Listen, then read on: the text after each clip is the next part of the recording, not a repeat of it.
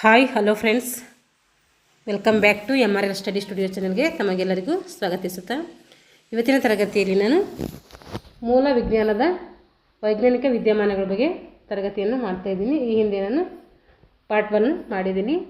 ಇವತ್ತಿನ ತರಗತಿಯಲ್ಲಿ ಪಾರ್ಟ್ 2 ಮಾಡೋಣ. ಯಾಕೆಂದರೆ ಇದು ಒಂದು 3-4 ಪಾರ್ಟ್ ಆಗ್ತೈತೆ.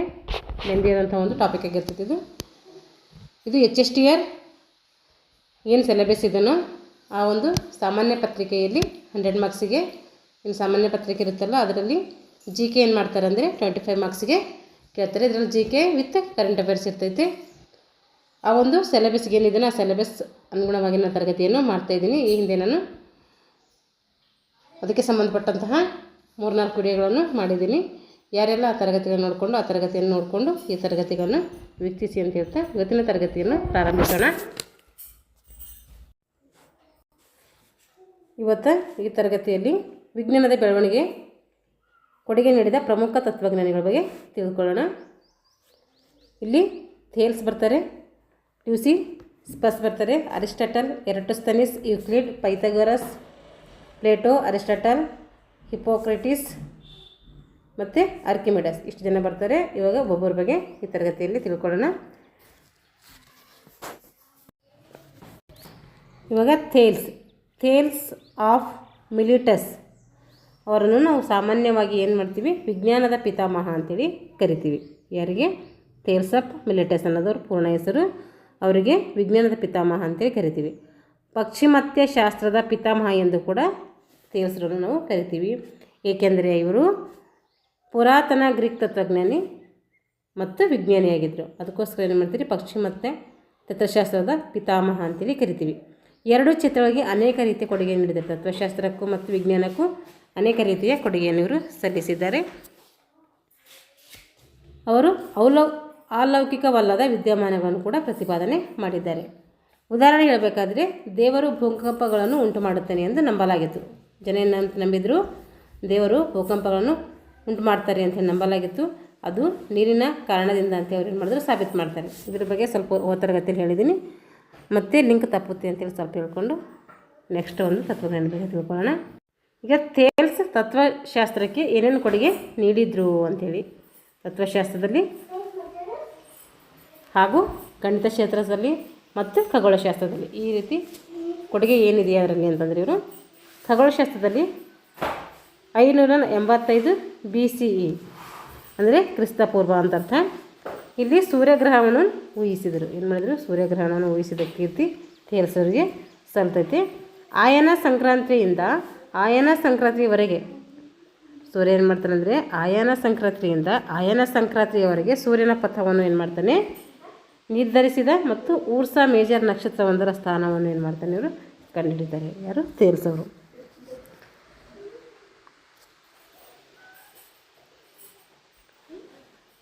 ಗಣಿತಶಾಸ್ತ್ರದಲ್ಲಿ ಇರೋ ಕೊಡುಗೆ ಅಂದರೆ ಪಿರಾಮಿಡ್ಗಳ ಎತ್ತರ ಮತ್ತು ದಡದಿಂದ ಹಡಗುಗಳನ್ನು ದೂರವನ್ನು ಲೆಕ್ಕ ಹಾಕುವಂತಹ ಸಮಸ್ಯೆಗಳನ್ನು ಏನು ಮಾಡ್ತಾರೆ ಇವರು ಥೇಲ್ಸ್ ಜಾಮಿತಿ ಅಂತೇಳಿ ಬಳಸ್ತಾರೆ. ಈತ ಗಣಿತಶಾಸ್ತ್ರದ ಆವಿಷ್ಕಾರವನ್ನು ಕೂಡ ಮಾಡಿದಂಥ ವ್ಯಕ್ತಿ, ಮೊದಲ ವ್ಯಕ್ತಿ ಅಂತೇಳಿ ಕರೀತಾರೆ. ಇವಾಗ ತತ್ವಶಾಸ್ತ್ರದಲ್ಲಿ ಥೇಲ್ಸ್ ಪೌರಾಣಿಕ ವಿವರಗಳನ್ನು ತಿರಸ್ಕರಿಸಲು ಮತ್ತು ಅವರ ಸಿದ್ಧಾಂತದ ವೈಜ್ಞಾನಿಕ ವಿಧಾನದಲ್ಲಿ ಆರಂಭಿಕ ವ್ಯಕ್ತಿಯಾಗಿ ಏನು ಮಾಡ್ತಾರೆ ಇವರು ಹೆಸರುವಾಸಿಯನ್ನು ಮಾಡ್ತಾರೆ. ತತ್ವಜ್ಞಾನಗಳನ್ನು ವ್ಯಾಖ್ಯಾನಿಸುವಲ್ಲಿ ಮತ್ತು ಊಹೆಗಳನ್ನು ರೂಪಿಸುವಲ್ಲಿ ಮೊದಲಿಗರಂತೇಳಿ ಈ ಥೇಲ್ಸನ್ನು ನಾವು ಕರಿತೀವಿ. ಇಲ್ಲೊಂದು ನೋಟ್ಸ್ ಇದೆ, ಇದು ಗಮನಿಸಬೇಕು. ಆಲ್ಬರ್ಟ್ ಐನ್ಸ್ಟೀನ್ ಗ್ಯಾಲಿಲಿಯೋನನ್ನು ಏನು ಮಾಡ್ತಾರೆ ಅಂದರೆ ಆಧುನಿಕ ವಿಜ್ಞಾನದ ಪಿತಾಮಹ ಅಂತೇಳಿ ಕರಿತೀವಿ. ಯಾರಿಗೆ? ಆಲ್ಬರ್ಟ್ ಐನ್ಸ್ಟೀನ್ ಗ್ಯಾಲಿಲಿಯೋನನ್ನು ನಾವೇನು ಮಾಡ್ತೀವಿ ಆಧುನಿಕ ವಿಜ್ಞಾನದ ಪಿತಾಮಹ ಅಂತೇಳಿ ಕರಿತೀವಿ. ಗ್ಯಾಲಿಲಿ ಫೆಬ್ರವರಿ 15, 1564 ಇಟಲಿಯ ಪೀಸಾದಲ್ಲಿ ಜನಿಸ್ತಾರೆ. ಇದೆಲ್ಲ ಏನು ಕೇಳೋದಿಲ್ಲ, ಎಲ್ಲಿ ಜನಿಸಿದ್ರು ಅದೆಲ್ಲ ಅಂತೇಳಿ ನಮಗೆ ಗೊತ್ತಿರಬೇಕು. ಆದರೆ ಅವರ ಬಾಲ್ಯದ ಬಹುಪಾಲು ಅವ್ರು ಎಲ್ಲಿ ಕಳೆದರು ಅಂದರೆ ಇಟಲಿಯಲ್ಲಿ ಫ್ಲಾರೆನ್ಸ್ನಲ್ಲಿ ಕಳೀತಾರೆ. ಅವರ ತಂದೆ ಕೂಡ ಏನಾಗಿದ್ದರು, ಅವರ ತಂದೆ ವಿನ್ಸೆಂಜೋ ಗ್ಯಾಲಿಲಿ ಒಬ್ಬ ನಿಪುಣ ಫ್ಲೋರೆಂಟೈನ್ ಗಣಿತಜ್ಞ ಮತ್ತು ಸಂಗೀತಗಾರರಾಗಿದ್ದರು. ಯಾರು? ಅವ್ರ ತಂದೆ ಹೆಸರೇನೆಂದರೆ ವಿನ್ಸೆಂಜೋ ಗ್ಯಾಲಿಲಿ ಅವರು. ಇಂಗ್ಲೆಂಡ್ನ ಸರ್ ಫ್ರಾನ್ಸಿಸ್ ಬೇಕನ್ ಅವರನ್ನು ನಾವು ಸಾಮಾನ್ಯವಾಗಿ ಏನು ಕರಿತೀವಿ, ಆಧುನಿಕ ವಿಜ್ಞಾನದ ಪಿತಾಮಹ ಅಂತಲೇ ಕರಿತೀವಿ. ಪ್ರಾಚೀನ ವಿಜ್ಞಾನದ ಪಿತಾಮಹ ಅಂದರೆ ಆಲ್ಬರ್ಟ್ ಐನ್ಸ್ಟೀನ್, ಗೆಲಲಿಯೋ. ಈಗ ಆಧುನಿಕ ವಿಜ್ಞಾನದ ಪಿತಾಮಹ ಅಂದರೆ ರೋಜರ್ ಬೇಕರನ್ನು ಕರಿತೀವಿ, ಸರ್ ಫ್ರಾನ್ಸಿಸ್ ಬೇಕನ್ ಅಂತ ಕೂಡ ಕರಿತೀವಿ. ಅಥವಾ ವೈಜ್ಞಾನಿಕ ವಿಧಾನದ ಪಿತಾಮಹ ಅಂತೇಳಿ ಏನು ಮಾಡ್ತೀವಿ, ಫ್ರಾನ್ಸಿಸ್ ಬೇಕನ್ನು ಕರಿತೀವಿ. ಏಕೆಂದರೆ ಅವರು ನೈಸರ್ಗಿಕ ತತ್ವಶಾಸ್ತ್ರ ಮತ್ತು ವೈಜ್ಞಾನಿಕ ವಿಧಾನಗಳಲ್ಲಿ ಪ್ರಮುಖ ವ್ಯಕ್ತಿಯಾಗಿ ಏನು ಮಾಡಿದ್ದಾರೆ, ಪರಿಗಣಿಸಲ್ಪಟ್ಟಿದ್ದಾರೆ. ಇಷ್ಟು ಥೇಲ್ಸ್ ಬಗ್ಗೆ ಆಯಿತು. ಇವಾಗ ಪೈಥಾಗೋರಸ್ ಬಗ್ಗೆ. ಥೇಲ್ಸ್ನ ವಿದ್ಯಾರ್ಥಿ ಪೈಥಾಗೋರಸ್ ಯಾರಂದರೆ ಇವರು ಥೇಲ್ಸ್ನ ವಿದ್ಯಾರ್ಥಿಯಾಗಿರ್ತಾರೆ. ಭೂಮಿಯ ಗೋಳಾಕಾರದ ಆಕಾರದಲ್ಲಿದೆ, ಭೂಮಿ ಗೋಳಾಕಾರವಾಗಿದೆ ಅಂತೇಳಿ ಏನು ಮಾಡ್ತಾರೆ, ಪ್ರತಿಪಾದನೆ ಮಾಡ್ತಾರೆ. ಇವಾಗ ಲೂಸಿ ಸ್ಪಸ್ ಪರಮಾಣು ಪರಿಚಯಿಸಿದ ಇವರು ಎಲ್ಲ ವಸ್ತುಗಳು ಪರಮಾಣುಗಳಿಂದ ಮಾಡಲ್ಪಟ್ಟಿದೆ ಅಂತೇಳಿ ಏನು ಮಾಡ್ತಾರೆ, ಇವರು ಹೇಳ್ತಾರೆ. ಎಲ್ಲ ವಸ್ತುಗಳು ಏನು ಮಾಡಿದೆ, ಪರಮಾಣುಗಳಿಂದ ಮಾಡಲ್ಪಟ್ಟಿದೆ ಅಂತೇಳಿ ಹೇಳ್ತಾರೆ. ಪ್ಲೇಟೋ ಇವರು ಗ್ರೀಸ್ ದೇಶದವರು. ಪ್ರಕೃತಿಯ ತನಿಖೆಯನ್ನು ಏನು ಮಾಡ್ತಾರೆ, ಇವರು ಪ್ರಾರಂಭಿಸ್ತಾರೆ. ಅರಿಸ್ಟಾಟಲ್ ಇವರು ಕೂಡ ಗ್ರೀಸ್ ದೇಶದವರು. ಪ್ಲೇಟೋನ ಶಿಷ್ಯ ಇವರು, ಪ್ಲೇಟೋನ ವಿದ್ಯಾರ್ಥಿ. ವೈಜ್ಞಾನಿಕ ವಿಧಾನದ ಅಡಿಪಾಯವನ್ನು ಹಾಕ್ತಾರೆ.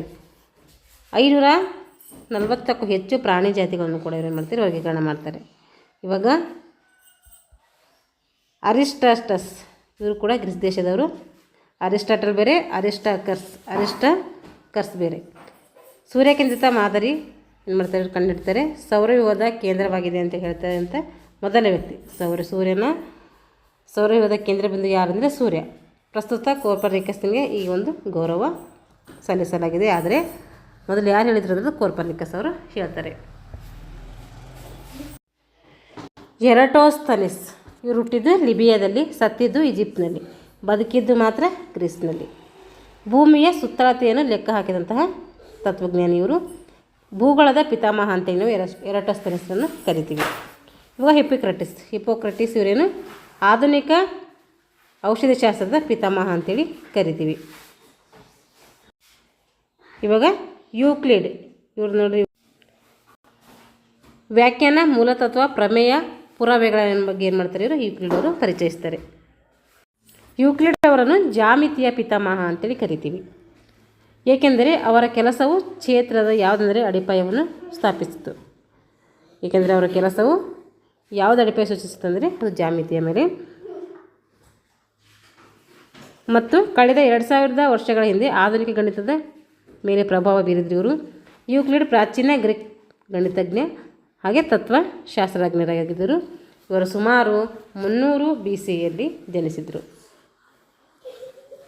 ಇವಾಗ ಆರ್ಕಿಮಿಡಸ್ ಇವರು ಸರ್ವಕಾಲಿಕ ಶ್ರೇಷ್ಠ ಗಣಿತಜ್ಞ, ಗಣಿತದ ಪಿತಾಮಹ ಅಂತೇಳಿ ನಾವು ಆರ್ಕಿಮಿಡಸ್ನನ್ನು ಕರಿತೀವಿ. ಪೈನ ಅಂದಾಜು ಮಾಡಿದ್ರು, ಪೈ ನಕ್ಷೆಯನ್ನು ಬಿಡಿಸ್ತೀವಲ್ಲ ಅದ್ರ ಅಂದಾಜು ಮೌಲ್ಯವನ್ನು ಇವರು ಕಂಡುಹಿಡಿದರು. ಹೈಡ್ರೋಸ್ಟ್ಯಾಟಿಕ್ನ ಅಡಿಪಾಯವನ್ನು ಕೂಡ ಇವರು ಹಾಕಿದರು. ಹೈಡ್ರೋಸ್ಟ್ಯಾಟಿಕ್ಗೆ ಅಡಿಪಾಯ ಕೂಡ ಹಾಕಿದವರು ಯಾರಂದರೆ ಅವರು ಆರ್ಕಿಮಿಡಸ್. ನವೋದಯದ ಅವಧಿಯಲ್ಲಿ ವಿಜ್ಞಾನದ ಅಭಿವೃದ್ಧಿ ಯಾವುದಾಯಿತು ನೋಡ್ರಿ. ನವೋದಯ ಎಂಬುದು ಇಟಾಲಿಯನ್ ಪದವಾಗಿದ್ದು ಪುನರ್ಜನ್ಮ ಅಂತೇಳಿ ಅರ್ಥವನ್ನು ಸೂಚಿಸುತ್ತದೆ. ಇದೇನು ಪುನರ್ಜನ್ಮ ಅಂತೇಳಿ ಅರ್ಥವನ್ನು ಸೂಚಿಸ್ತದೆ. ಮುದ್ರಣ ಯಂತ್ರದ ಆವಿಷ್ಕಾರ ಕೂಡ ಏನು ಮಾಡ್ತಾರೆ, 1436ರಲ್ಲಿ ಜೋಹನ್ಸ್ ಗುಂಟೆನ್ಬರ್ಗ್ ಅವರು ಮಾಡ್ತಾರೆ. 1932ರಲ್ಲಿ ಜೋಹನ್ ಗುಂಟೆನ್ಬರ್ಗ್ ಅವರು ಏನು ಮಾಡ್ತಾರೆ, ಮುದ್ರಣ ಯಂತ್ರವನ್ನು ಕಂಡುಹಿಡಿತಾರೆ. ಈ ಅವಧಿಯಲ್ಲಿ ವಿಜ್ಞಾನವು ಕೋಪರ್ನಿಕಸ್, ಜೋನ್ಸ್, ಕೆಪ್ಲರ್, ಫ್ರಾನ್ಸಿಸ್ ಬೇಕನ್, ಗೆಲಿಲಿಯೋ, ವಿಲಿಯಂ ಹಾರ್ವೆ ರಕ್ತ ಪರಿಚಲನೆ ಕಂಡುಹಿಡಿತಾರೆ. ತತ್ವಜ್ಞಾನಿಗಳಿಂದ ಏನಾಯಿತು, ಪುನರ್ಜೀವನಗೊಂಡಿದ್ದು. ಯಾವುದು, ನವೋದಯದ ಅವಧಿ. ನಿಕೋಲಸ್ ಕೋಪರ್ನಿಕಸ್ ಪೋಲಿಷ್ ಖಗೋಳಶಾಸ್ತ್ರಜ್ಞನಾದ ನಿಕೋಲಸ್ ಕೋಪರ್ನಿಕಸನು ಪೋರ್ಟೋಲೆಮಿಯಾ ಸೂರ್ಯ ಸೇರಿದಂತೆ ಎಲ್ಲ ಆಕಾಶಕಾಯಗಳನ್ನು ಮಾಡ್ತಾರೆ ಸೂರ್ಯನ ಸುತ್ತುತ್ತವೆ ಎಂಬ ದೃಷ್ಟಿಕೋನಕ್ಕೆ ವಿರುದ್ಧವಾಗಿ ಏನು ಮಾಡಿದ್ರು, ಸೂರ್ಯ ಕೇಂದ್ರಿತ ಮಾದರಿಯನ್ನು ಏನು ಮಾಡಿದ್ರು, ಪ್ರಸ್ತಾಪಿತ ಮಾಡಿದ್ರು. ಭೂಮಿಯ ಸುತ್ತ ಎಲ್ಲ ಆಕಾಶಕಾಯಗಳನ್ನು ಸುತ್ತುತ್ತವೆ ಎಂಬ ಒಂದು ಸಿದ್ಧಾಂತಕ್ಕೆ ವಿರುದ್ಧವಾಗಿ ಏನು ಮಾಡ್ತಾರೆ ಅಂದರೆ ಇವರು ಸೂರ್ಯ ಕೇಂದ್ರಿತ ಸಿದ್ಧಾಂತವನ್ನು ಕೊಟ್ಟಿರ್ತಾರೆ. ಜೋಹನ್ಸ್ ಕೆಪ್ಲರ್ ಇವರು ಜರ್ಮನಿಯ ಖಗೋಳಶಾಸ್ತ್ರಜ್ಞರಾಗಿದ್ದರು, ಗಣಿತಜ್ಞ ಕೂಡ ಆಗಿದ್ದರು. ಕೆಪ್ಲರನ್ನು ಗ್ರಹಗಳ ಚಲನೆಯ 3 ನಿಯಮಗಳನ್ನು ಕೂಡ ನೀಡ್ತಾರೆ. ಕೆಪ್ಲರ್ನ ಗ್ರಹಗಳ ಚಲನೆಯ 3 ನಿಯಮಗಳನ್ನು ಕೂಡ ಇವರು ನೀಡ್ತಾರೆ. ಗ್ರಹಗಳು ದಿಗವೃತ್ತದಲ್ಲಿ ಸೂರ್ಯನ ಸುತ್ತ ಚಲಿಸ್ತವೆ ಅಂತೇಳಿ ಕೆಪ್ಲರ್ ಏನು ಮಾಡ್ತಾನೆ, ಕಂಡುಹಿಡಿತಾನೆ. ಈಗ ಗೆಲಿಲಿಯೋ ಗೆಲಿಲಿ. ಇಟಲಿಯ ಗೆಲಿಲಿಯೋ ಗೆಲಿಲಿ ಖಗೋಳಶಾಸ್ತ್ರ, ಗಣಿತಶಾಸ್ತ್ರ, ಭೌತಶಾಸ್ತ್ರ ಮತ್ತು ವೈಜ್ಞಾನಿಕ ಉಪಕರಣಗಳಿಂದ ಏನು ಮಾಡ್ತಾರೆ, ಅಭಿವೃದ್ಧಿಯನ್ನು ಪಡಿಸ್ತಾರೆ. ಇವರು ಗಣಿತ ಕ್ಷೇತ್ರಕ್ಕೆ ಏನು ಮಾಡ್ತಾರೆ ಅಂದರೆ ವಿಜ್ಞಾನ ಕ್ಷೇತ್ರಕ್ಕೆ ಮಹತ್ವವಾದಂತಹ ಕೊಡುಗೆಯನ್ನು ಕೊಡ್ತಾರೆ. ಗಣಿತಶಾಸ್ತ್ರ, ಖಗೋಳಶಾಸ್ತ್ರ, ಭೌತಶಾಸ್ತ್ರ ಎಲ್ಲ ಕ್ಷೇತ್ರಕ್ಕೆ ಏನು ಮಾಡ್ತಾರೆ, ತನ್ನದೇ ಆದಂಥ ಕೊಡುಗೆಯನ್ನು ನೀಡ್ತಾರೆ. ದೂರದರ್ಶಕವನ್ನು ಕಂಡುಹಿಡಿದವರು ಯಾರು ಅಂತ ಹೇಳಿದ್ರೆ ಅದು ಗೆಲಿಲಿಯೋ ಗೆಲಿಲಿ. ಇದು ಇಂಪಾರ್ಟೆಂಟ್. ಫ್ರಾನ್ಸಿಸ್ ಬೇಕನ್ ವೈಜ್ಞಾನಿಕ ವಿಧಾನವಾಗಿ ಇಂಡಕ್ಷನ್ ಪ್ರಾಮುಖ್ಯತೆ ಏನು ಮಾಡ್ತಾರೆ ಒತ್ತಿ ಹೇಳ್ತಾರೆ. ವೀಕ್ಷಣೆ, ಪ್ರಯೋಗ, ವಿಶ್ಲೇಷಣೆ ಮತ್ತು ಅನುಗಮನ ತಾರ್ಕಿಕತೆಯ ಮಹತ್ವವನ್ನು ಕೂಡ ಒತ್ತಿ ಹೇಳ್ತಾರೆ. ಇವಾಗ ವಿಲಿಯಂ ಹಾರ್ವೆ, ಇವರು ಇಂಗ್ಲೆಂಡ್ನ ದೇಶದವರು. ವಿಲಿಯಂ ಹಾರ್ವೆ ಆಧುನಿಕ ಶರೀರಶಾಸ್ತ್ರದ ಪಿತಾಮಹ ಹಾಗೂ ರಕ್ತ ಪರಿಚಲನೆ ಕೂಡ ಏನು ಮಾಡ್ತಾರೆ, ಇವರು ಕಂಡುಹಿಡಿತಾರೆ. ರಕ್ತ ಪರಿಚಲನೆ ಯಾರು ಕಂಡುಹಿಡಿದ್ರು ಅಂತ ಕೇಳ್ತಾರೆ, ಅದು ವಿಲಿಯಂ ಹಾರ್ವೆ ಅವರು. ವಿವೇಚನ ಯುಗ, ಜ್ಞಾನದ ಯುಗದಲ್ಲಿ ವಿಜ್ಞಾನದ ಅಭಿವೃದ್ಧಿ ಯಾವ ರೀತಿ ಆಯಿತು ಅಂತ ಹೇಳ್ರಿ. ವಿವೇಚನ ಯುಗ ಅಂತ ಯಾವ್ದು ಕರಿತೀವಿ, 18ನೇ ಶತಮಾನವನ್ನು ವಿವೇಚನ ಯುಗ ಅಂತ ಕರಿತೀವಿ. ಇದು ಆರಂಭಿಕ ಚಳವಳಿಯಾಗಿದ್ದು ಅದು ಮಧ್ಯಯುಗದ ಅತೀಂದ್ರಿಯತೆ, ಧರ್ಮ, ಮೂಢನಂಬಿಕೆಗಳನ್ನು ಏನು ಮಾಡ್ತಿದೆ, ತಿರಸ್ಕರಿಸ್ತಿದೆ. ಇಲ್ಲಿ ರಾಜಾ ರಾಮಮೋಹನ್ ರಾಯರವರು ಬಂದೇನು ಮಾಡ್ತಾರೆ, ಇವೆಲ್ಲ ಅಂದಾಚಾರಗಳನ್ನು ಹೋಗಲಾಡಿಸ್ತಾರೆ. ವ್ಯಕ್ತಿಗಳು ಸಂತೋಷ, ಸ್ವತಂತ್ರವನ್ನು ಅನುಸರಿಸುತ್ತಾರೆ. ಮತ್ತು ಜ್ಞಾನದ ಯುಗವು 18ನೇ ಶತಮಾನದ ಐತಿಹಾಸಿಕ ಅಭಿವೃದ್ಧಿ ಚಳವಳಿಗೆ ಕಾರಣೀಭೂತವಾಯಿತು ಅಂತೇಳಿ ನಾವು ಇಲ್ಲಿ ತಿಳ್ಕೊತೀವಿ. ಚಾರ್ಲ್ಸ್ ಡಾರ್ವಿನ್ ವಿಕಾಸ ಸಿದ್ಧಾಂತವನ್ನು ಮಂಡನೆ ಮಾಡ್ತಾರೆ. ಭೌತಶಾಸ್ತ್ರ, ಗಣಿತ ಮತ್ತು ರಾಸಾಯನಿಕ ಕ್ಷೇತ್ರದಲ್ಲಿ ಏನು ಮಾಡ್ತಾರೆ, ಇವರು ಅಭಿವೃದ್ಧಿಯನ್ನು ಸಾಧಿಸ್ತಾರೆ. ಇವಾಗ ಡೇವಿಡ್ ಹ್ಯೂಮ್ ಅವರು ಏನು ಮಾಡ್ತಾರೆ ನೋಡ್ರಿ. ಡೇವಿಡ್ ಹ್ಯೂಮ್ ಅವರು ಇತಿಹಾಸದ ತಜ್ಞೆಯವರು, ಅರ್ಥಶಾಸ್ತ್ರಜ್ಞ ಹಾಗೂ ತತ್ವಶಾಸ್ತ್ರಜ್ಞನಾಗಿದ್ದರು. ಇವರು ಪರಸ್ಪರ ಸಂಬಂಧವು ಕಾರಣವನ್ನು ಸೂಚಿಸುವುದಿಲ್ಲ ಅಂತ ಹೇಳ್ತಾರೆ. ಇವರು ಏನು ಮಾಡ್ತಾರೆ, ಇತಿಹಾಸ ತಜ್ಞ, ಅರ್ಥಶಾಸ್ತ್ರಜ್ಞರಾಗಿದ್ದು ಪರಸ್ಪರ ಸಂಬಂಧವು ಕಾರಣವನ್ನು ಸೂಚಿಸುವುದಿಲ್ಲ ಅಂಥೇಳಿ ಇವ್ರು ಏನು ಮಾಡ್ತಾರೆ, ಹೇಳ್ತಾರೆ. ಜಾನ್ ಲಾಕ್, ಈತನನ್ನು ಶಾಸ್ತ್ರೀಯ ಉದಾರವಾದದ ಪಿತಾಮಹ ಅಂತೇಳಿ ಕರಿತೀವಿ. ಇವನ ಪುಸ್ತಕಗಳು ತತ್ವಶಾಸ್ತ್ರದ ಬೆಳವಣಿಗೆಯ ಮೇಲೆ ಏನು ಮಾಡ್ತವೆ, ಹೆಚ್ಚಿನ ಪ್ರಭಾವವನ್ನು ಬೀರ್ತವೆ. ಈತ ಸಾಮಾಜಿಕ ಒಪ್ಪಂದ ಸಿದ್ಧಾಂತದಲ್ಲಿ ಅಗ್ರಗಣ್ಯನಾಗಿ ಪರಿಗಣಿಸಲ್ಪಟ್ಟಿದ್ದಾರೆ. ಜಾನ್ ಲಾಕ್ ಅವರು ಸಾಮಾಜಿಕ ಸಿದ್ಧಾಂತದಲ್ಲಿ ಏನು ಮಾಡ್ತಾರೆ, ಪ್ರತಿಪಾದನೆ ಮಾಡುವರಲ್ಲಿ ಒಬ್ಬರಾಗಿರ್ತಾರೆ. ಐಸಾಕ್ ನ್ಯೂಟನ್ ಅವರು, ಇವರು ಖಗೋಳಶಾಸ್ತ್ರಜ್ಞರು, ಭೌತಶಾಸ್ತ್ರಜ್ಞರು, ಗಣಿತಜ್ಞರು ಹಾಗೆ ದೇವತಾಶಾಸ್ತ್ರ ಅಂದರೆ ಥಿಯಾಲಜಿಕಲ್ ಕ್ಷೇತ್ರದಲ್ಲಿ ಏನು ಮಾಡ್ತಾರೆ, ಅನೇಕ ಕೊಡುಗೆಯನ್ನು ನೀಡ್ತಾರೆ. ಇವರು ಗುರುತ್ವಾಕರ್ಷಣೆ ಸಿದ್ಧಾಂತವನ್ನು ಮಂಡನೆ ಮಾಡ್ತಾರೆ. ಕಂಪ್ಯೂಟೇಷನ್ ಅಂದಾಜು ಮತ್ತು ಸಂಭವನೀಯತೆ ಕ್ಷೇತ್ರಕ್ಕೆ ಏನು ಮಾಡ್ತಾರೆ, ಇವರು ಕೊಡುಗೆಯನ್ನು ನೀಡ್ತಾರೆ. ಆಪ್ಟಿಕ್ಸ್, ಮೆಕ್ಯಾನಿಕ್ಸ್ ಕ್ಷೇತ್ರಗಳಲ್ಲಿ ಕೂಡ ಏನಂತ ಹೆಸರನ್ನು ಮಾಡ್ತಾರೆ ಸರ್ ಐಸಾಕ್ ನ್ಯೂಟನ್ ಅವರು. ನ್ಯೂಟನನ್ನು ದೇವರನ್ನು ಮಾಸ್ಟರ್ ಸೃಷ್ಟಿಕರ್ತನಂತೆ ಕಂಡ ಮತ್ತು ದೇವರು ಅಸ್ತಿತ್ವವನ್ನು ನಿರಾಕರಿಸುವುದಿಲ್ಲ ಎಂದು ಹೇಳ್ತಾರೆ. ಏನೇನು ಮಾಡ್ತಾರೆ, ದೇವರು ಮಾಸ್ಟರ್ ಸೃಷ್ಟಿಕರ್ತನಂತೆ ಕಂಡ ಮತ್ತು ದೇವರ ಅಸ್ತಿತ್ವವನ್ನು ನಿರಾಕರಿಸಲಾಗೋದಿಲ್ಲ ಅಂತೇಳಿ ಏನು ಮಾಡ್ತಾರೆ, ಇವರು ಸರ್ ಐಸಾಕ್ ನ್ಯೂಟನ್ ಅವರು ಹೇಳ್ತಾರೆ. ನಮ್ಮ ಸುತ್ತಮುತ್ತಲಿನ ದೈನಂದಿನ ಗ್ರಹಿಕೆಯಲ್ಲಿ ವಿಜ್ಞಾನದ ವಿಷಯಗಳು ಯಾವ ರೀತಿ ನಡೀತಾವೆ ಅಂತ ನೋಡ್ರಿ. ಆಕಾಶ ಏನು ಮಾಡ್ತೈತೆ, ನೀಲಿಯಾಗಿ ಕಾಣ್ತೈತೆ. ಆಕಾಶ ನಮಗೇನು ಮಾಡ್ತೈತೆ, ನೀಲಿಯಾಗಿ ಏಕೆ ಕಾಣ್ತದ ಅಂಥೇಳಿ ನಾವು ತಿಳ್ಕೊಬೇಕಿಲ್ಲಿ. ಬಿಳಿಯ ಬೆಳಕು ಅಂದರೆ ಸೂರ್ಯನಿಂದ ಭೂಮಿಯ ವಾತಾವರಣವನ್ನು ಪ್ರವೇಶಿಸುವಾಗ, ಸೂರ್ಯನ ಬೆಳಕು ಭೂಮಿಯ ವಾತಾವರಣವನ್ನು ಪ್ರವೇಶಿಸುವಾಗ ವಾತಾವರಣದ ಕಣಗಳ ಕಾರಣದಿಂದಾಗಿ ಅದು ಏನು ಮಾಡ್ತದೆ, ಚದುರ್ತದೆ. ನೀಲಿ ಬಣ್ಣವು ಕನಿಷ್ಠ ತರಂಗವನ್ನು ಹೊಂದಿರುವುದರಿಂದ ನೀಲಿ ಬಣ್ಣವು ಹೆಚ್ಚು ಚದುರಿ ಹೋಗ್ತೈತೆ. ಅದರಿಂದ ಆಕಾಶ ಏನಾಗ್ತೈತಿ, ನೀಲಿಯಾಗಿ ಕಾಣ್ತದೆ ಅಂಥೇಳಿ ಹೇಳ್ತಾರೆ. ಅಂದರೆ ಇದಕ್ಕೇನು ಕಾರಣ ಅಂದರೆ ಚದುರುವಿಕೆಯ ಕಾರಣ ಆಗಿರ್ತೈತೆ. ಚಂದ್ರನ ಮೇಲೆ ನಿಂತು ನೋಡಿದಾಗ ಆಕಾಶವು ಕಪ್ಪಾಗಿ ಕಾಣಲು ಕಾರಣ ಏನು ಅಂತಂದರೆ, ಚಂದ್ರನಿಗೆ ವಾತಾವರಣವಿಲ್ಲದಂತೆ, ಚಂದ್ರನಿಗೇನಿರಲಿ ವಾತಾವರಣವಿಲ್ಲ. ಚಂದ್ರನಿಂದ ನೋಡಿದಾಗ ಆಕಾಶ ಏನು ಮಾಡ್ತದೆ, ಸಂಪೂರ್ಣವಾಗಿ ಕಪ್ಪಾಗಿ ಕಾಣ್ತಾರೆ. ಚಂದ್ರನ ಮೇಲೆ ಹೋಗಿ ನೋಡಿದಾಗ ಆಕಾಶ ಕೆಳಗೆ ನೋಡಿದಾಗ ಏನು ಕಾಣುತ್ತೆ, ಆಕಾಶ ಏನು ಕಾಣ್ತದಂತೆ, ಆಕಾಶವು ಸಂಪೂರ್ಣವಾಗಿ ಕಪ್ಪಾಗಿ ಕಾಣ್ತದಂತೆ. ತಿರುವುಗಳಲ್ಲಿ ರಸ್ತೆಯ ಒಳಮುಖ ಬಾಗಿರ್ತದೆ. ಯಾಕೆ ತಿರುವುಗಳಿದ್ದಲ್ಲಿ ರಸ್ತೆ ಒಳಮುಖ ಏನಾಗ್ತದೆ, ಬಾಗಿರ್ತದೆ. ಯಾಕೆ ಹಂಗಾಗ್ತದೆ ಅಂತ ನೋಡ್ರಿ. ಒಂದು ವಾಹನವು ವೃತ್ತಾಕಾರದಲ್ಲಿ ತಿರುಗಿದಾಗ ಅದು ಏನಾಗ್ತದೆ ಕೇಂದ್ರಪಗಾಮಿ ಬಲದಿಂದ ಏನಾಗ್ತದೆ ಪ್ರಭಾವಿತವಾಗಿರ್ತದೆ. ಈ ಪರಿಣಾಮವಾಗಿ ಅದನ್ನು ನಾವು ವೃತ್ತದ ಮಧ್ಯದಿಂದ ದೂರ ತಳ್ತೀವಿ. ಈ ರೀತಿಯಾಗಿ ತಿರುವಿನಲ್ಲಿ ರಸ್ತೆ ಏನು ಮಾಡ್ತದೆ, ವಾಹನಗಳು ಜಾರಿ ಬೀಳುವ ಅಪಾಯ ಇರ್ತೈತಿ. ವಾಹನಗಳು ಹೊರಗೆ ಬೀಳುವುದನ್ನು ತಪ್ಪಿಸಲು ಮತ್ತು ಅಪಘಾತವನ್ನು ತಡೆಯಲು ಏನು ಮಾಡ್ತಾರೆ, ರಸ್ತೆಗಳು ಒಳಮುಖವಾಗಿ ಬಾಗುವ ರೀತಿಯಲ್ಲಿ ಮಾಡಲಾಗಿರ್ತದೆ. ಇದೇ ಹೊತ್ತಿನಲ್ಲಿ ಭೂಮಿಯ ಗುರುತ್ವಾಕರ್ಷಣ ಶಕ್ತಿಯು ಕೇಂದ್ರಭಿಮುಖ ಇದೇ ಹೊತ್ತಿನಲ್ಲಿ ಭೂಮಿಯ ಗುರುತ್ವಾಕರ್ಷಣ ಶಕ್ತಿ ಏನಾಗ್ತೈತೆ ಅಂದರೆ ಸೆಂಟ್ರಿಪೆಟಲ್ ಶಕ್ತಿಯಾಗಿ ಕಾರ್ಯನಿರ್ವಹಿಸ್ತೈತೆ. ಅದಕ್ಕೋಸ್ಕರ ತಿರುವುಗಳಲ್ಲಿ ಏನು ಮಾಡ್ತೇವೆ, ರಸ್ತೆಗಳು ಆಗುವಂಥ ಅಪಘಾತಗಳು ಆಗುವಂಥ ಸಂಭವಗಳು ಹೆಚ್ಚಿರ್ತದೆ. ನಾವು ಬೇಸಿಗೆಯನ್ನು ಹೊಂದಿರುವಾಗ ಆಸ್ಟ್ರೇಲಿಯಾ ಖಂಡವು ಏನಿದೆ ಚಳಿಗಾಲವನ್ನು ಹೊಂದಿರ್ತದೆ. ಯಾಕೆ ಅಂತ ಕೇಳಿದರಲ್ಲಿ, ತನ್ನ ಅಕ್ಷದ ಮೇಲೆ ಭೂಮಿಯು ತನ್ನ ಕಕ್ಷೆಗೆ ಲಂಬಕೋನದಲ್ಲಿಲ್ಲ. ತನ್ನ ಅಕ್ಷದ ಮೇಲೆ ಭೂಮಿಯು ತನ್ನ ಕಕ್ಷೆಗೇನಿಲ್ಲ, ಲಂಬಕೋನದಲ್ಲಿಲ್ಲ.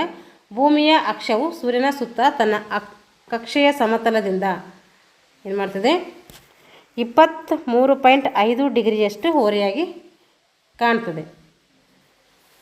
ಓರೆಯಾಗಿದೆ. ಈ ರೀತಿಯಾಗಿ ಭೂಮಿಯ ಉತ್ತರ ಗೋಳಾರ್ಧವು ಸೂರ್ಯನಿಗೆ ವಾಲಿದಾಗ ನೇರ ಸೂರ್ಯನ ಕಿರಣಗಳೇನಾಗ್ತದೆ ಪಡೀತದೆ. ದಕ್ಷಿಣ ಗೋಳಾರ್ಧವು ಸೂರ್ಯನಿಂದ ದೂರಕ್ಕೆ ವಾಲ್ತದೆ, ಕಡಿಮೆ ಕಿರಣವನ್ನು ಪಡೀತದೆ. ಅದಕ್ಕೋಸ್ಕರ ಏನು ಮಾಡ್ತದೆ, ಬೇಸಿಗೆಯಲ್ಲಿ ಆಸ್ಟ್ರೇಲಿಯಾ ಖಂಡ ಏನು ಮಾಡ್ತೈತೆ, ಚಳಿಗಾಲವನ್ನು ಹೊಂದಿರ್ತೈತೆ. ನಾವು ಬೇಸಿಗೆಯನ್ನು ಹೊಂದಿದರೆ ಅವರೇನು ಮಾಡ್ತದೆ, ಚಳಿಗಾಲ ಹೊಂದಿರ್ತೈತೆ ಅಂತ ಅರ್ಥ. ಹೀಗಾಗಿ ಉತ್ತರ ಗೋಳಾರ್ಧದಲ್ಲಿ ಬೇಸಿಗೆಯು ಋತು ಮತ್ತು ದಕ್ಷಿಣ ಗೋಳಾರ್ಧದಲ್ಲಿ ಚಳಿಗಾಲದಲ್ಲಿ ಋತು ಇರ್ತವೆ. ನಾವು ಉತ್ತರದ ಗೋಳಾರ್ಧದಲ್ಲಿದ್ದರೆ ಆಸ್ಟ್ರೇಲಿಯಾದ ದಕ್ಷಿಣದ ಗೋಳಾರ್ಧದಲ್ಲಿದೆ. ಹಾಗಾಗಿ ಆಸ್ಟ್ರೇಲಿಯಾದಲ್ಲಿ ಚಳಿಗಾಲವಿದ್ದರೆ ಭಾರತದಲ್ಲಿ ಏನಿರ್ತದೆ, ಆ ಟೈಮಲ್ಲಿ ಬೇಸಿಗೆ ಕಾಲ ಇರ್ತೈತೆ. ಆಹಾರ ಬೇಯಿಸಲು ಪರ್ವತಗಳಲ್ಲಿ ಹೆಚ್ಚು ಸಮಯ ತೆಗೆದುಕೊಳ್ತದೆ. ಯಾಕೆ ಅಂದರೆ ಹೆಚ್ಚಿನ ಎತ್ತರದಲ್ಲಿ ಆಹಾರವು ನಿಧಾನವಾಗಿ ಬೇಯ್ತದೆ. ಹೈಟಿಗೆ ಹೋದಂಗೆ ಏನು ಮಾಡ್ತದೆ, ಆಹಾರ ನಿಧಾನವಾಗಿ ಬೇಯ್ತದೆ. ಏಕೆಂದರೆ ಹೆಚ್ಚಿನ ಎತ್ತರದಲ್ಲಿ ಕಡಿಮೆ ತಾಪಮಾನದಲ್ಲಿ ನೀರು ಕುದೀತದೆ. ಒಂದು ಎತ್ತರದಲ್ಲಿ ಕಡಿಮೆ ತಾಪಮಾನ ಇರ್ತೈತೆ, ಅಲ್ಲಿ ನೀರು ಏನಾಗ್ತದೆ, ಸ್ಲೋ ಆಗಿ ಕುದೀತದೆ. ಎತ್ತರದ ಪ್ರದೇಶಗಳಲ್ಲಿ ವಾಯುಮಂಡಲದ ಒತ್ತಡ ಏನಾಗಿರ್ತದೆ, ಕಡಿಮೆ ಆಗಿರ್ತೈತೆ. ಅದಕ್ಕೋಸ್ಕರ ಏನಾಗ್ತೈತೆ, ಆಹಾರ ಬೇಗ ಏನಾಗಲ್ಲ, ಬೇಯಲ್ಲ. ಹೆಚ್ಚಿನ ಎತ್ತರದಲ್ಲಿ ಕಡಿಮೆ ವಾತಾವರಣದ ಒತ್ತಡದಿಂದಾಗಿ ಬಿಸಿ ಮಾಡಿದಂತಹ ನೀರು ಅದರ ಕುದಿಯುವ ಬಿಂದುವನ್ನು ಹೆಚ್ಚು ವೇಗವಾಗಿ ತಲುಪುತ್ತದೆ. ಅಂದರೆ ಕಡಿಮೆ ವಾತಾವರಣದಲ್ಲಿ ಕುದಿಯುವ ಬಿಂದುವನ್ನು ಅದು ತಲುಪುತ್ತದೆ. ಸಮುದ್ರ ಮಟ್ಟದಲ್ಲಿ ನೀರು 12 ಡಿಗ್ರಿಯಷ್ಟು ಫ್ಯಾರನ್ಹೀಟ್ ಅಷ್ಟು ಕುದೀತದೆ. ಸಮುದ್ರ ಮಟ್ಟದಿಂದ ಸಮುದ್ರ ಮಟ್ಟದಲ್ಲಿ ಎಷ್ಟಿರ್ತದೆ, 500 ಅಡಿ ಎತ್ತರದಲ್ಲಿ ಕುದಿಯುವ ಬಿಂದು ಎಷ್ಟಿರ್ತದೆ ಅಂದರೆ 203 ಇರ್ತದೆ. ಇಲ್ಲಿ ಡಿಗ್ರಿ ಫ್ಯಾರನ್ಹೀಟ್ 10,000 ಅಡಿಯಷ್ಟು ಎತ್ತರದಲ್ಲಿ ನೀರು ಏನು ಮಾಡ್ತದೆ ಅಂದರೆ 194 ಡಿಗ್ರಿ ಫ್ಯಾರನ್ಹೀಟ್ ಕುದಿಯುತ್ತದೆ. ಮತ್ತೊಂದೆಡೆ ಪ್ರೆಷರ್ ಕುಕ್ಕರ್ನಲ್ಲಿ ಏನು ಮಾಡ್ತೀವಿ, ಆಹಾರವನ್ನು ವೇಗವಾಗಿ ಬೇಯಿಸ್ತೀವಿ. ಏಕೆಂದರೆ ಕುಕ್ಕರ್ ಒಳಗೆ ಏನಿರ್ತದೆ, ಒತ್ತಡ ಜಾಸ್ತಿ ಇರ್ತದೆ, ನೀರಿನ ಕುದಿಯುವ ಬಿಂದು ಏನಾಗುತ್ತೆ, ಹೆಚ್ಚಿಸ್ತದೆ. ಅದಕ್ಕೋಸ್ಕರ ಏನಾಗ್ತದೆ, ಪ್ರೆಷರ್ ಕುಕ್ಕರಲ್ಲಿ ಆಹಾರ ಬೇಗ ಬೇಯ್ತದೆ. ಮಣ್ಣಿನ ಹೂಜಿಯಲ್ಲಿ ನೀರೇನಾಗಿರ್ತದೆ, ತಂಪಾಗಿರ್ತದೆ. ಯಾಕೆ ತಂಪಾಗಿರ್ತದೆ ನೋಡ್ರಿ, ಇದು ಆವಿಯಾಗುವಿಕೆ ಪ್ರಕ್ರಿಯೆಯಿಂದಾಗಿ ಸಂಭವಿಸ್ತದೆ. ಆವಿಯಾಗುವಂಥ ಪ್ರಕ್ರಿಯೆಯಿಂದ ಏನಾಗ್ತದೆ, ನೀರು ತಂಪುಗೊಳಿಸುವಂಥದ್ದು ಪ್ರಕ್ರಿಯೆ ಉಂಟಾಗ್ತದೆ. ಆವಿಯಾದ ಮೇಲೆ ನೀರು ಏನಾಗ್ತದೆ, ತಂಪಾಗ್ತದೆ. ಮಣ್ಣಿನ ಹೂಜಿ ಸಣ್ಣ ರಂಧ್ರಗಳನ್ನು ಹೊಂದಿರ್ತದೆ. ನೀರು ರಂಧ್ರಗಳಿಂದ ಹೊರಬರ್ತದೆ ಮತ್ತು ಅದೇನಾಗ್ತದೆ, ಆವಿಯಾಗ್ತದೆ. ಪಾತ್ರೆಗಳು ಮತ್ತು ನೀರಿನ ಮೇಲೆ ತಂಪಾಗಿರುವಂಥ ಪರಿಣಾಮವನ್ನು ಉಂಟು ಮಾಡ್ತದೆ. ಲೋಹದ ಮಡಿಕೆಗಳಲ್ಲಿ ಯಾವುದೇ ರೀತಿ ಏನಾಗಲ್ಲ ಅಂದರೆ ರಂಧ್ರಗಳಿರೋದಿಲ್ಲ ಮತ್ತು ಆವಿಯಾಗುವಿಕೆ ನಡೆಯುವುದಿಲ್ಲ. ಲೋಹವು ಶಾಖವನ್ನು ಹೀರಿಕೊಳ್ಳುವ ಪ್ರವೃತ್ತಿಯನ್ನು ಹೊಂದಿದೆ.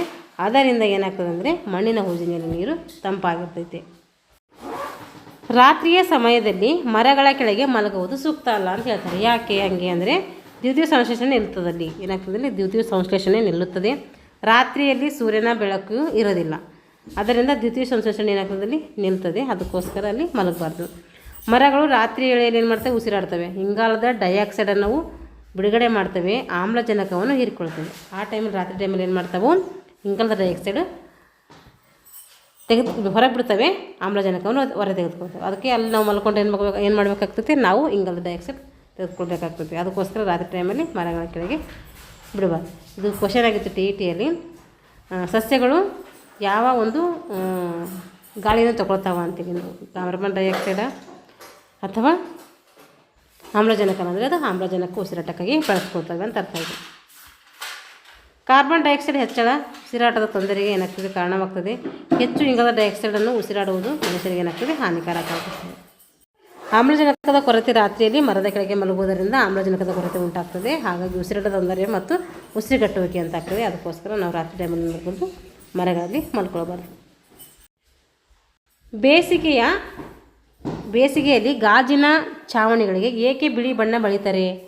ಬಿಳಿ ಬಣ್ಣ ಬೆಳಕಿನ ಪ್ರತಿಫಲನವಾಗಿರುತ್ತದೆ ಮತ್ತು ಇದರ ಬಣ್ಣಗಳಿಗೆ ಹೋಲಿಸಿದರೆ ಕಡಿಮೆ ಶಾಖವನ್ನು ಇದು ಹೊಂದಿರ್ತದೆ. ಅದಕ್ಕೋಸ್ಕರ ಬಿಳಿ ಬಣ್ಣವನ್ನು ಹಚ್ತಾರೆ. ಬೇಸಿಗೆಯಲ್ಲಿ ಗಾಜಿನ ಛಾವಣಿಗಳಿಗೆ ಏನು ಮಾಡ್ತಾರೆ? ಬಿಳಿ ಬಣ್ಣವನ್ನು ಹಚ್ಚಿರ್ತಾರೆ. ಅನೇಕ ನೀರಿನ ಕಣಗಳು ವಾತಾವರಣದಲ್ಲಿ ಚಲಿಸ್ತವೆ. ಮಳೆ ನಂತರ ಆಕಾಶದಲ್ಲಿ ಕಾಮನಬಿಲ್ಲು ಯಾಕೆ ಕಾಮನಬಿಲ್ಲು ಮೂಡುತ್ತದೆ ಅಂದರೆ, ಮಳೆಯ ನಂತರ ಅನೇಕ ನೀರಿನ ಕಣಗಳೇನಾಗ್ತವೆ ವಾತಾವರಣದಲ್ಲಿ ಚಲಿಸ್ತಾ ಇರ್ತವೆ. ಈ ಕಣಗಳ ಮೇಲೆ ಸೂರ್ಯನ ಕಿರಣಗಳು ಬೀಳ್ತವೆ. ಬೆಳಕಿನ ಪ್ರಸರಣ ಸಂಭವಿಸ್ತದೆ. ಅವಾಗ ಪ್ರತಿ ನೀರಿನ ಕಣ ಪ್ರಿಸ್ಮ ಆಗಿ ಕಾರ್ಯನಿರ್ವಹಿಸ್ತದೆ. ನೋಡಿರಿ ಏನಾಗ್ತದೆ ಅಂದರೆ, ಇಲ್ಲಿ ಮಳೆ ಬಿದ್ದ ನಂತರ ನೀರಿನ ಕಣಗಳು ವಾತಾವರಣದಲ್ಲೆಲ್ಲ ಚಲಿಸ್ತಾ ಇರ್ತವೆ. ಆ ಒಂದು ಕಣಗಳ ಮೇಲೆ ಸೂರ್ಯನ ಬೆಳಕು ಬಿದ್ದಾಗ ಬೆಳಕಿನ ಪ್ರಸರಣ ಏನಾಗ್ತದೆ ಅಲ್ಲಿ ಸಂಭವಿಸ್ತದೆ.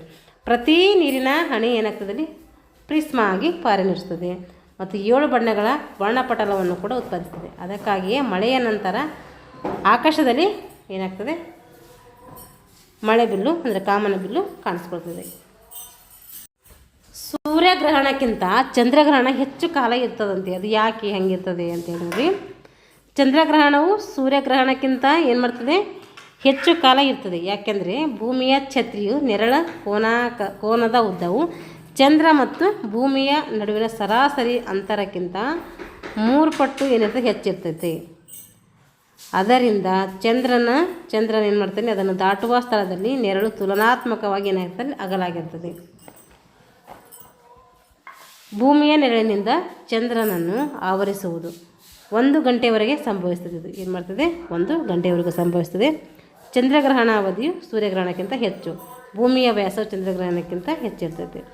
ಒಟ್ಟಿನಲ್ಲಿ ಇದು ಏನಂದರೆ ಯಾಕೆ ಹಿಂಗೆ ಹೆಚ್ಚಿರ್ತದ ಅಂತಂದರೆ, ಅದು ಚಂದ್ರ ಮತ್ತು ಭೂಮಿಯ ನಡುವಿನ ಸರಾಸರಿ ಅಂತರಕ್ಕಿಂತ 3 ಪಟ್ಟು ಏನಿರ್ತೈತೆ ಹೆಚ್ಚಿರ್ತೈತಿ. ಅದು ದಾಟಬೇಕಾದ್ರೆ ಏನಾಗ್ತೈತೆ ಸೂರ್ಯನಿಗೆ ನೆರಳು ಅದು ಚಂದ್ರನಿಗೆ ನೆರಳು ಬೀಳ್ತೈತೆ.